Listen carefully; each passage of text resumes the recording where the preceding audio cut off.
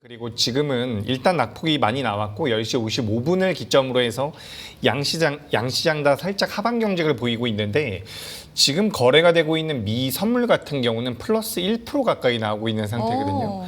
우리나라 시장이 여기서 이제 낙폭이 나온다면 전 오히려 매수의 기회라고 생각을 하고, 매수의 기회라고 말씀을 드리지만 사실 현금 여력이 많이 남아있는 분들은 거의 안 계실 겁니다. 그런 분들은 또 다르게 말씀을 드려보자면 매수는 홀딩과 비슷하거든요. 그렇기 때문에 우량한 종목을 보유하고 계시면 오늘 현재까지의 흐름은 굉장히 좋지 못하지만 그래도 하방 경직을 보일 가능성이 높지 않을까라는 생각이 듭니다. 실제로 지금 미 선물도 제가 계속해서 좀 체크를 하고 있고 뭐 환율이라든지 유가도 보고 있는데 이렇게까지 밀릴 상황은 아니라고 생각이 되거든요. 일본 같은 경우는 현재 니케이 기준으로 봤을 때 마이너스 0.6% 정도 나오고 있습니다. 코스피가 마이너스 0.5%, 코스닥 같은 경우는 마이너스 3.5%가 나오고 있는데 전 일단 양시장 모두 다 낙폭이 좀 과하다라고 생각이 되고요. 삼성전자와 SK하이닉스 같은 경우는 기술적으로 저항대에 부딪혔기 때문에 살짝 눌림이 나오고 있는 게 아닌가라는 생각이 듭니다. 지금 파생 포지션을 보면 외국인들이 그렇게 긍정적으로 우리나라 시장을 만들고 있지는 않지만 풋옵션을 굉장히 열심히 매도하고 있는 부분들을 고려해 봤을 때는 하방 같은 경우도 제한적일 가능성이 높아 보이기 때문에 일단 지금은 굉장히 불안정하지만 종가를 봤을 때는 미 선물이 갑자기 급락하지 않는 한 저는 현재 시점이 그래도 장중 저점이 되지 않을까 이렇게 기대와 분석을 해보도록 하겠습니다. 네, 사실 주말 사이에 나왔던 이슈들만 본다 하더라도 시장이 크게 흔들릴 만한 재료는 없었던 것 같습니다. 다만 오늘 장중 변동성이 크게 확대되고 있고 전반적으로 지금 우리나라가 특히 좀 변동성이 커지고 있는 모습인데 오늘 이 양상이 장중 저점으로 좀 작용될 가능성이 있다라고 말씀해 주셨는데 그럼 하나하나 좀 한번 여쭤보도록 할게요. 일단 삼성전자 오늘 장 출발하기 전에 메리츠증권사에서 삼성전자에 대해서 굉장히 영업이익 긍정적인 전망치를 좀 내놨습니다. 지금 충당금을 제외하면 영업이익 110조 원도 가능해 보인다. 충당금을 포함을 시켜도 90조라는 이 숫자를 제시를 했는데 그동안 컨센이 81조에서 85조 이렇게 언저리 왔다 갔다 했던 것들을 좀 대비를 해봤을 때는 굉장히 좀 좋은 숫자를 보여줬단 말이죠. 그래서 오늘 장 초반에 분위기가 좀 잘 잡혔던 것 같은데 실적 발표 이후 어떻게 될까요? 삼성전자 주가 흐름은? 네, 일단 저는 기본적으로 삼성전자와 SK하이닉스 같은 경우는 눌림이 나올 때마다 매수의 기회가 될 수 있다. 오히려 기회를 주면 네, 기회라고 생각을 하고 있어요. 우리가 지금 뭐 삼성전자나 SK하이닉스에 대해서 분석을 할 때 반도체 업황에 대해서 언제 꺾일지 모른다라는 이야기들, 캐펙스 투자가 꺾일지 모른다라는 이야기들, 수익원이 감소될 수 있다라는 부분들을 많이 이야기를 하지만 이렇게 한번 생각을 해보시면 좋을 것 같습니다. 저 같은 경우는 처음에 챗 GPT가 나왔을 때 챗 GPT를 사용을 하다가 어느 날이 되니까 제미나이가 좋다라고 해서 그걸 또 사용을 해봤습니다. 그리고 최근에는 클로드를 또 사용을 하고 있거든요. 이게 우리의 입장이 아니라 그들의 입장에서 한번 생각을 해보죠. 오픈 AI라든지 클로드 입장에서는 확고한 고객층이 없는 상태이기 때문에 투자를 멈출 수가 없다라고 우리가 볼 수가 있겠죠. 그렇기 때문에 반도체 쪽에 대한 투자는 이어질 가능성이 굉장히 높아 보입니다. 하지만 지금 매수해서 내일도 올라가고 모레도 올라가느냐라고 한다면 저는 거기에 대해서는 모른다라는 말씀을 드릴 수밖에 없어요. 하지만 눌림이 어느 정도 나왔을 때는 실적 기반으로 봤을 때 삼성전자와 SK하이닉스 같은 경우는 저는 매력적인 구간에 놓여 있다라고 보여집니다. 지난 2거래일 동안 굉장히 지난주 목요일에는 급락이 나왔고요. 금요일에도 밀리다가 이제 장대 양봉이 나왔는데 이런 변동성들이 원래 자주 나오는 변동성은 아니거든요. 그래서 변동성이 많이 커지게 되면 주가가 올라올 때도 불안하고요. 또 빠지게 되면 또 불안한데 제 생각에는 좀 큰 시야를 가지고 삼성전자와 SK하이닉스를 봤을 때는 저는 매수의 관점이 맞지 않나라는 생각이 듭니다. 만약에 이제 삼성전자 같은 경우는 27만 원대, 지난 목요일 급락이 나왔었던 그 자리죠. 27만 원 정도를 하단부로 보시면 좋을 것 같고 SK하이닉스 같은 경우는 200만 원 정도를 전 하단으로 생각을 하고 있거든요. 삼성전자 같은 경우는 생각보다 이 자리까지 뭐 28만 원대까지 한 10% 정도의 갭이 남아 있는 상태입니다. 그리고 삼성전자는 10% 정도, 그리고 SK하이닉스 같은 경우는 15% 정도의 갭이 있는데 만약에 분할 매수로 접근을 한다면 저는 삼성전자가 좀 더 낫지 않나라는 않을까라는 생각이 들어요. SK하이닉스는 변동성이 상대적으로 크기 때문에 올라올 때도 좋지만 밀릴 땐 또 무섭기 때문에 현재 시점에서는 리스크 관리 차원에서 본다면 삼성전자가 좀 더 맞지 않을까라고 생각을 합니다. 내일 실적이 나올 때 85조 정도만 나와도 전 괜찮다라고 생각을 하거든요. 근데 뭐 75조라든지 70조라든지 굉장히 쇼킹한 수준이 나오지 않는다면 전 올라가든 내려가든 거기는 매수의 기회가 될 가능성이 높아 보이기 때문에 삼성전자와 SK하이닉스에 대해서는 좀 긍정적으로 보고 있습니다. 네, 일단 큰 그림을 보자라고 말씀해 주셨고요. 조정 시에는 오히려 매수 관점으로 볼 수 있다라고 언급을 해 주셨습니다. 특히 삼성전자 같은 경우에는 변동성이 좀 상대적으로는 SK하이닉스 비해서는 제한적이기 때문에 삼성전자 매수 관점이 조금 더 유효해 보인다라는 말씀까지 들어봤으니까요. 반도체, 투톱 관련돼서 좀 고민하고 계시는 분들 참고해 주시면 좋을 것 같습니다. 자, 그럼 이 부분도 좀 궁금해요. 만약에 SK하이닉스와 삼성전자가 기회를 준다. 그러면 살짝 소폭이라도 조정을 준다라고도 우리가 해석을 할 수 있는 거잖아요. 그럼 네. 그 온기가 확산이 될 수 있다라고 보는지 아니면 시장 자체가 약간은 위축되고 약간 좀 우리가 줄어든다? 유동성과 변동성이 좀 줄어든다라고 해야 될까요? 그런 시장의 분위기로 갈까요? 아니면 온기 확산 쪽으로 갈 수 있을까요? 일단 지금 시장의 분위기를 보면 삼성전자와 SK하이닉스가 밀리면 시장 자체가 흔들릴 가능성이 높아 보입니다. 근데 이거는 지금 투심 때문에 그렇다라고 생각을 하고요. 일반적인 상황에서는 삼성전자와 SK하이닉스가 좀 조정을 받을 때는 다른 쪽으로 자금이 넘어갈 가능성이 높겠죠. 그러니까 지금 우리가 투심에 대한 고민을 하지 않을 수가 없어요.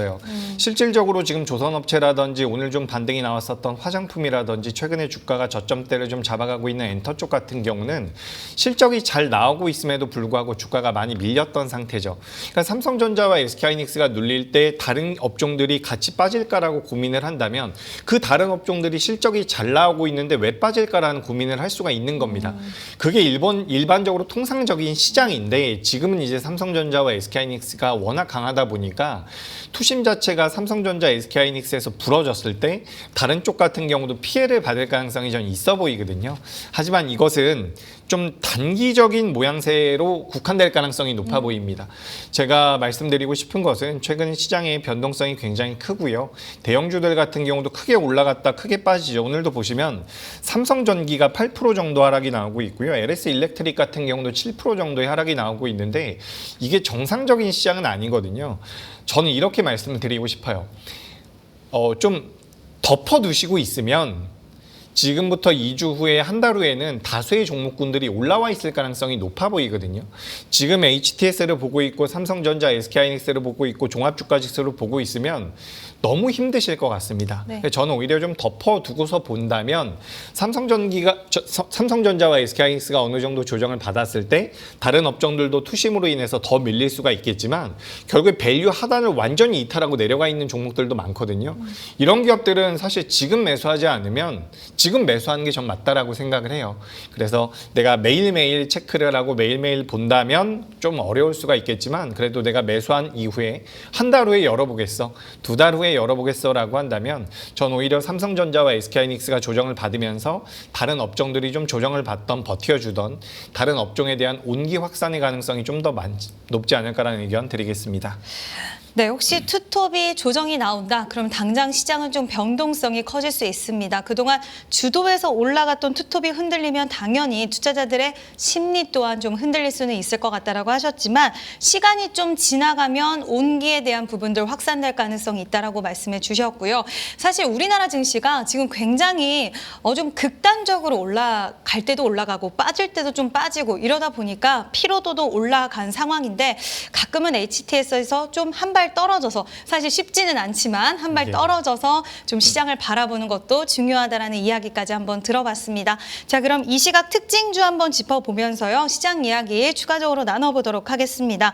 자, 첫 번째는 요즘 이쪽이 확실히 분위기가 나쁘진 않은 것 같아요. 하이브요. 오늘 한 4.6% 정도 상승 탄력이 나와주고 있습니다. 근데 아직까지는 갈 길이 좀 멀어 보입니다. 그렇죠. 네, 차장님, 네. 2분기 실적 기점으로 해서 엔터주들 좀 분위기 전환이 가능할까요? 네, 일단 뭐 하이브 같은 경우는 BTS가 돌아오고 나서 그게 매출로 잡히는 게 2분기, 3분기가 네. 아닐까라는 생각이 들어요. 그래서 하이브의 주가 흐름은 견조하게 나오고 있는데 하이브뿐만 아니라 SM 같은 경우도 지난주부터는 저점대가 좀 나오고 있거든요. 그래서 전반적으로는 낙폭이 컸었던 상태에서 자금이 들어오기 때문에 하이브, SM 같은 기업들은 우상향이 좀 더 이어질 가능성이 높지 않나라는 생각이 듭니다.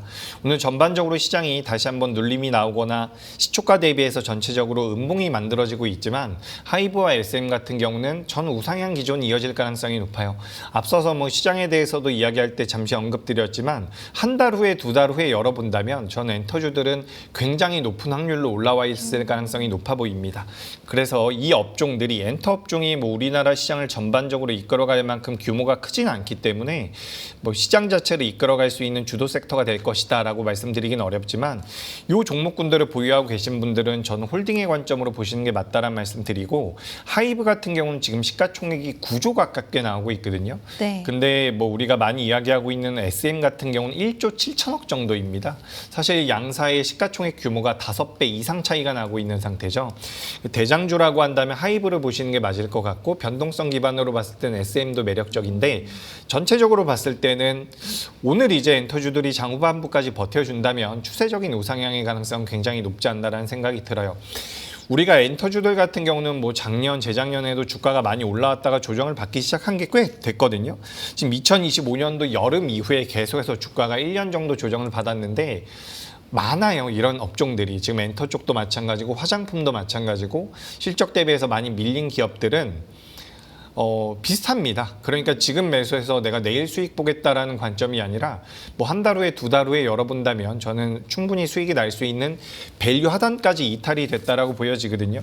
제가 지금 화면을 보여드릴 수는 없지만 그 이용하시고 계신 그런 HTS를 전체적으로 열어보시면은 PBR 밴드라든지 PER 밴드를 확인해 보실 수가 있습니다. 기업마다 확인해 보실 수가 있는데 하이브는 좀 덜하지만 SM이라든지 다른 엔터주들 같은 경우는 지금 밸류 하단부에 놓여 있기 때문에 이런 기업들은 시장이 어느 정도 안정이 되면 그러니까 정상적인 시장이라면 올라오는 게 맞다라는 말씀을 드리겠습니다. 네, 참 지금 시장 분위기가 상당히 좀 어렵죠. 근데 엔터주들, 특히 하이브는 엔터주 안에서도 대장주의 역할을 하고 있고 엔터주가 시장이 조금만 안정화되고 좀 정상적인 흐름으로 다시 돌아온다면 지금 구간에선 매수를 한다고 해도 우리가 크게 뭐 나쁠 것은 없다. 오히려 한두 달 뒤를 한번 기대해보자라고 하셨는데 정말 역사적인 저점 부근에 있습니다. 지금 네. 하이브 같은 경우에도 21선을 돌파하려는 흐름 단기적으로 보면 좀 매력적으로 보이는데요. 일단 단기 흐름보다는 우리가 중장기적인 시각으로 나는 지금 좀 소해주긴 하지만 그냥 지금 자리에서 사면 그래도 우상향이 80% 이상 확률이겠다 하는 종목이 좀 궁금하다 하시는 분들 참고해 주시면 좋을 것 같습니다. 자, 그럼 다음 종목으로 다음 특징주로 넘어가 보도록 할게요. 현대차입니다. 네. 현대차 오늘 좀 흐름을 보면요.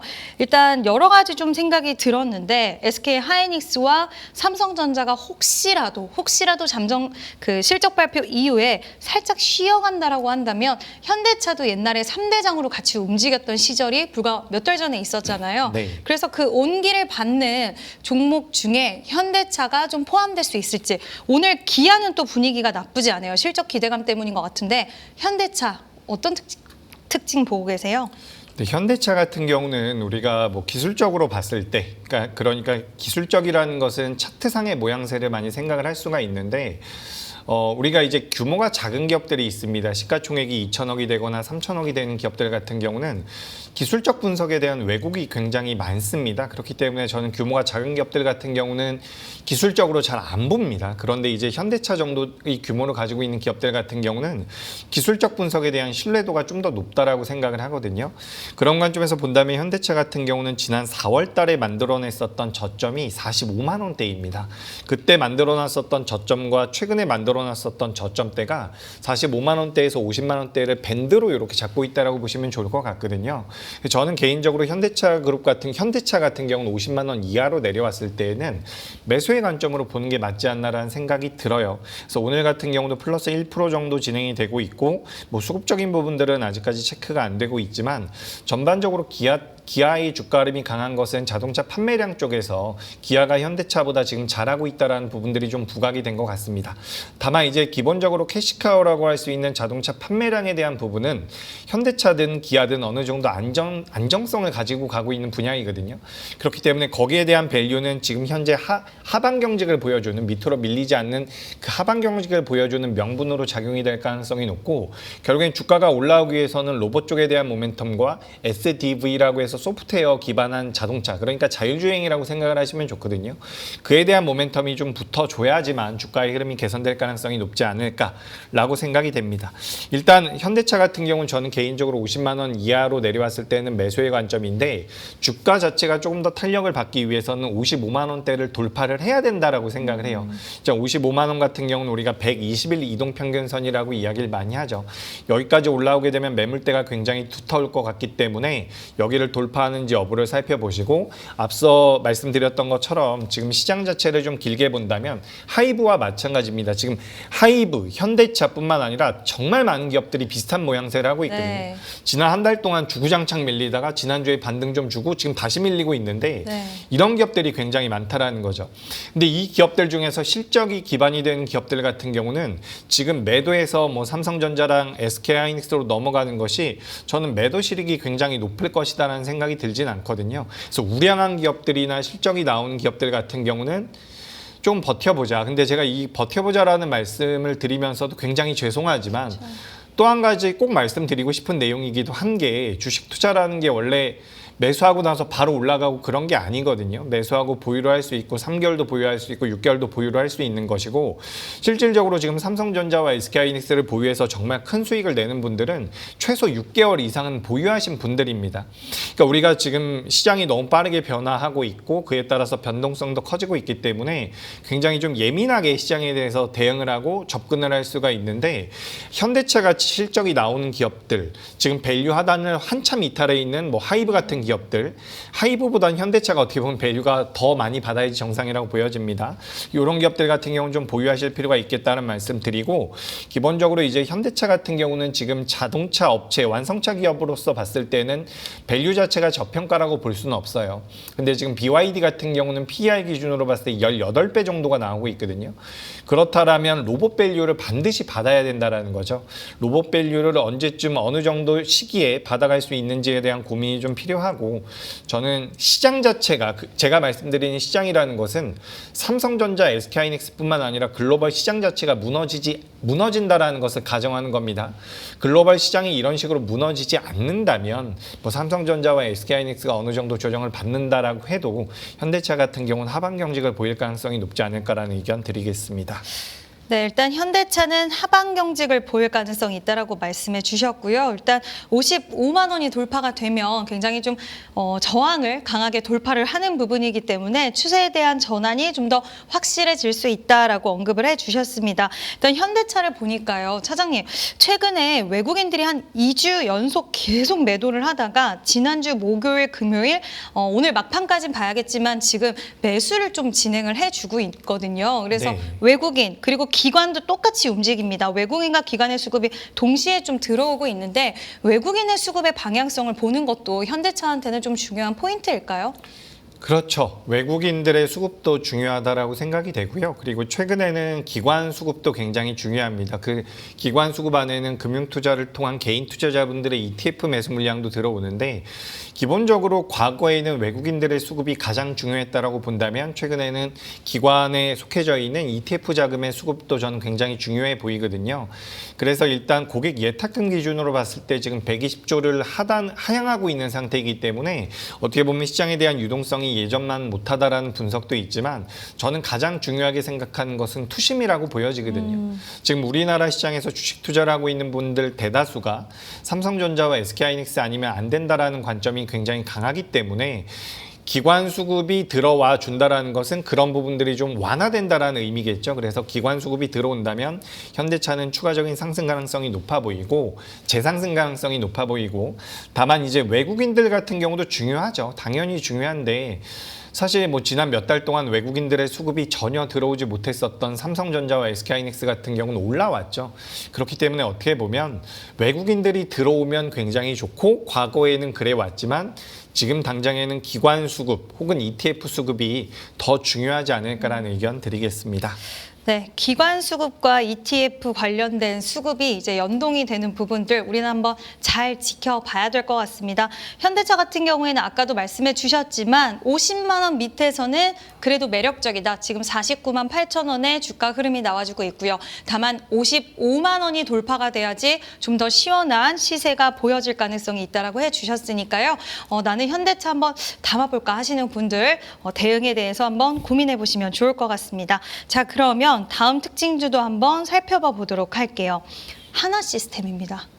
네, 하나그룹주가 AI, 우주항공 이쪽에 55조를 투자를 하겠다라고 밝혔어요. 일단 하나그룹주에서도 뭔가 새로운 미래 먹거리가 좀 필요하다라고 느낀 것 같습니다. 요즘 한동안 하나그룹주가 분위기가 좋다가 삼성전자, SK 하이닉스 쪽으로 분위기가 확 잡혔고 관련된 종목군들, 그룹사들 전반적으로 좀 주가가 부진했거든요. 하나시스템 어디서 특징 찾고 계세요?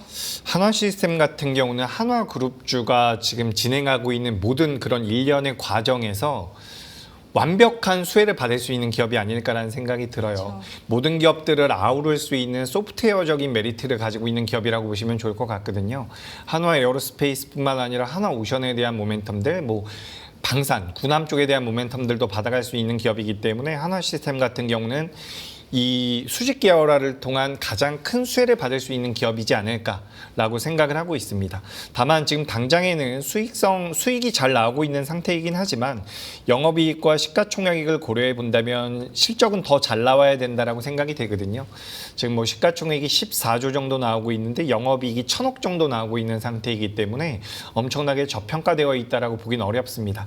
하지만 좀 시간이 지나서 지금 한국항공우주에 대한 인수도 하겠다라는 이야기가 나오고 있고요. 이 방산과 우주 쪽에 대한 그런 수직 계열화를 마친다라면 한화시스템 같은 경우는 수익성이 좋아질 가능성이 굉장히 높겠죠. 그럼에도 불구하고 일단은 고평가되어 있는 것은 맞는 것 같기 때문에 지금 뭐 공격적인 매수 스탠스를 가져가는 것보다는 한화그룹주를 본다면 전 한화 에어로스페이스가 좀 더 매력적일 수 있다라는 말씀드리고 한화오션 같은 경우도 매력적이긴 합니다. 그래서 이제 한화그룹주 전반적으로 본다면 오히려 주한화 같은 경우도 매력적일 수 있다라는 말씀드리면서 한화시스템은 그 한화그룹 자체에 대한 전반적인 재편 수혜를 받을 수 있는 기업이다. 이렇게 말씀드리고요. 한화시스템에 대해서 좀 집중적으로 말씀을 드려보자면 지금 1분기와 2분기 같은 경우도 실적적인 부분에 대한 메리트가 있었다라는 분석이 있지만 생각보다 시장의 그런 기대감을 엄청나게 서프라이즈하게 넘어서진 못했거든요. 근데 3분기와 4분기에는 실적이 좋아질 가능성에 대해서도 이야기가 되고 있기 때문에 일단 뭐 보유하신 분들은 추가 상승에 대한 기대감, 하지만 보유하지 않고 계시다면 오히려 한화오션이라든지 다른 한화그룹주를 봐보시는 것도 매력적일 수 있다는 말씀을 드리겠습니다. 네, 오늘 하나시스템도 한 5% 가까운 상승세 나와주고 있긴 하지만 일단 지금은 신규 접근에 있어서는 좀 조심스러운 이야기를 해주셨습니다. 보유하고 계신 분들은 3분기, 4분기부터 실적에 대한 개선 속도가 붙을 수 있다라고 해주셨고요. 하나그룹주가 사업의 재편 과정 속에서 중심에 있을 수 있는 기업이다라는 언급은 해주셨습니다.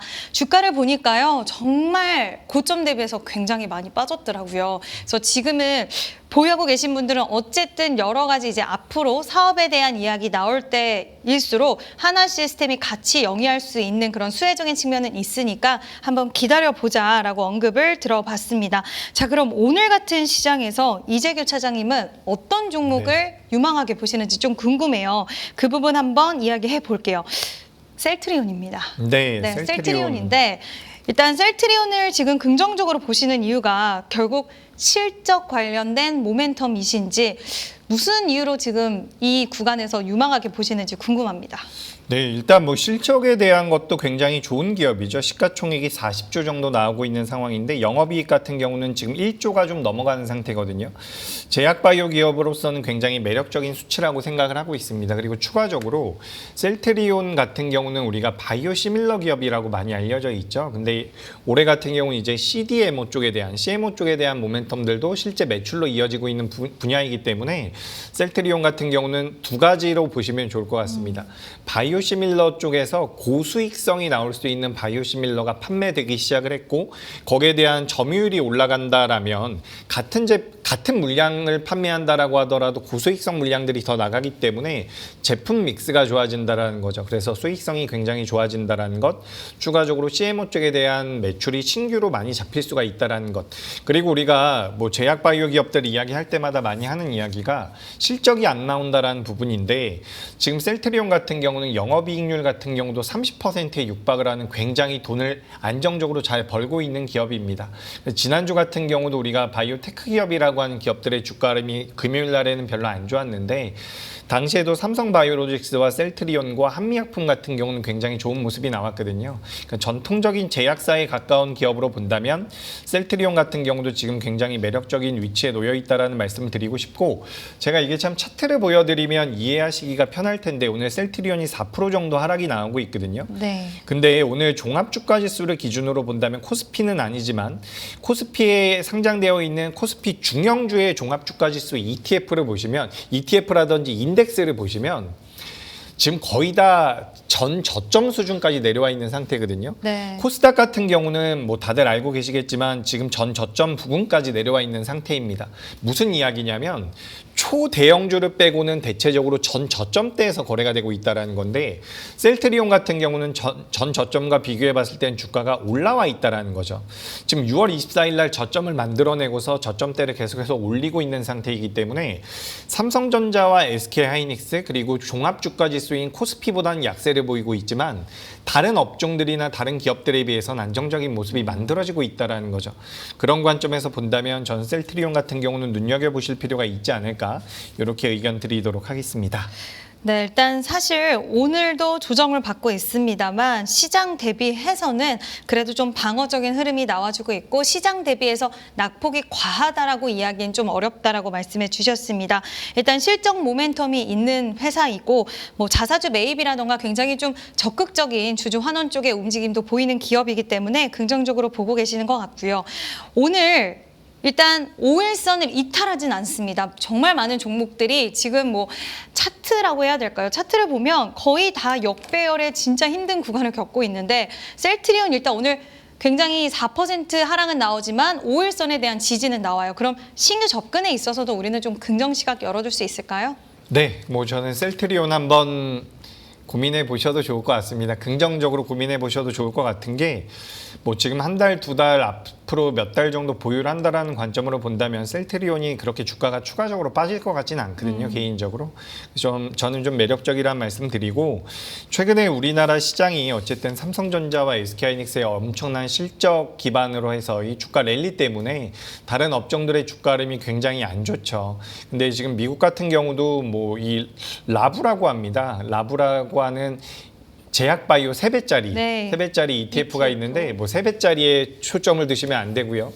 기본적으로 미국에 상장되어 있는 ETF라든지 바이오 지수 같은 경우는 거의 역사상 최고점에 놓여 있는 상태입니다. 근데 우리나라 같은 경우는 완벽하게 반대로 가고 있죠. 그래서 이런 부분들을 고려해 보면 이게 과연 계속해서 반대로 갈까에 대한 고민이 필요하다라는 거죠. 우리가 이렇게 이격이 반대로 벌어질 때는 어떤 식으로든 좁혀지게 되어 있습니다. 미국의 바이오가 급락이 나오든 우리나라 시장이 올라가든 이 갭은 좁혀질 가능성이 높은데 지금 전체적인 시장의 흐름을 본다면 바이오 쪽에 대해서도 그렇게까지 빠질 이유는 전 없다라고 생각을 하거든요. 작년에도 우리나라 기업들 잘해왔었고 올해 같은 경우도 뭐 기술 이전이라든지 여러 가지 이야기가 나오는 과정에서 미국이 또 중국을 규제한다라는 이야기들이 많이 나오고 있죠. 그리고 만약에 시장 자체가 어느 정도 둔화된다라고 하더라도 제약 바이오 같은 경우는 방어주의 성격도 가지고 있거든요. 그렇기 때문에 저는 셀트리온 같은 경우는 조금은 용기가 필요한 시점이 아닐까라는 생각이 들어요. 그래서 주주분들께도 께서도 많은 분들께서 가지고 계신 종목이기 때문에 우려가 많을 텐데 저는 셀트리온 같은 경우는 현재 시점에서는 매도보다는 그래도 좀 매수의 관점으로 보시는 게 맞지 않을까 이렇게 의견 드리겠습니다.